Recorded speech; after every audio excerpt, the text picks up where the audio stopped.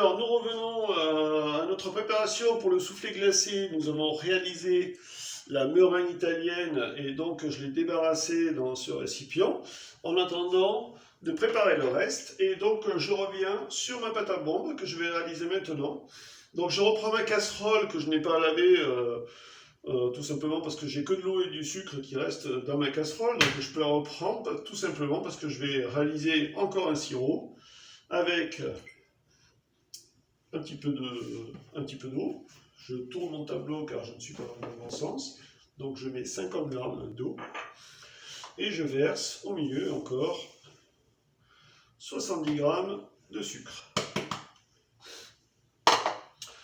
Ce mélange eau et sucre, je le mets à chauffer. On va dissoudre notre sirop de sucre comme on a fait tout à l'heure.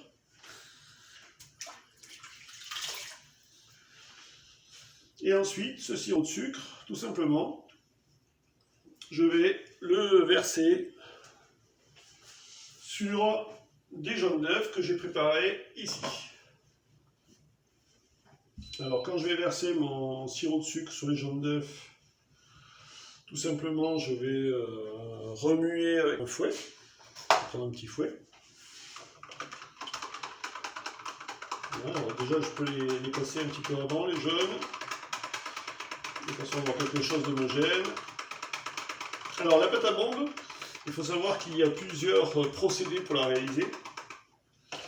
Le procédé que j'ai choisi, c'est le plus simple. Voilà, c'est tout simplement un sirop de sucre qui va être assez épais puisque j'ai 50 g d'eau et 70 g de sucre. Je vais le verser sur les jaunes et du fait que j'ai beaucoup de jaunes, ça va très rapidement épaissir. C'est inutile de le remettre sur le feu ou au bain-marie. Ça se fait aussi au bain-marie éventuellement. Donc c'est vraiment le procédé le plus simple. Donc éventuellement je peux le mettre à cuire au bain-marie pour le pocher un petit peu.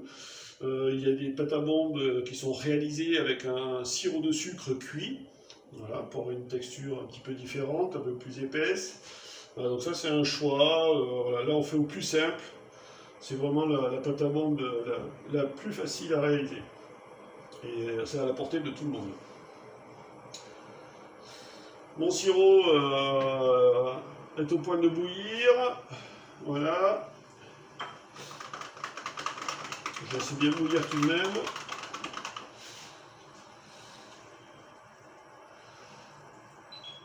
Et je verse rapidement sur les jaunes d'œufs.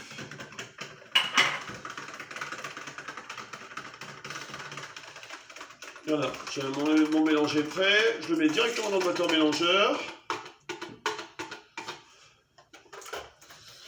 Et je mets tout de suite à monter.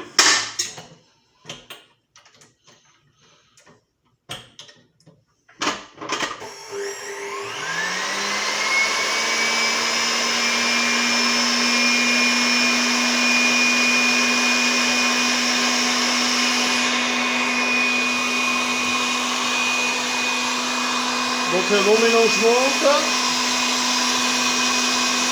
le plus rapidement possible, de façon à le refroidir.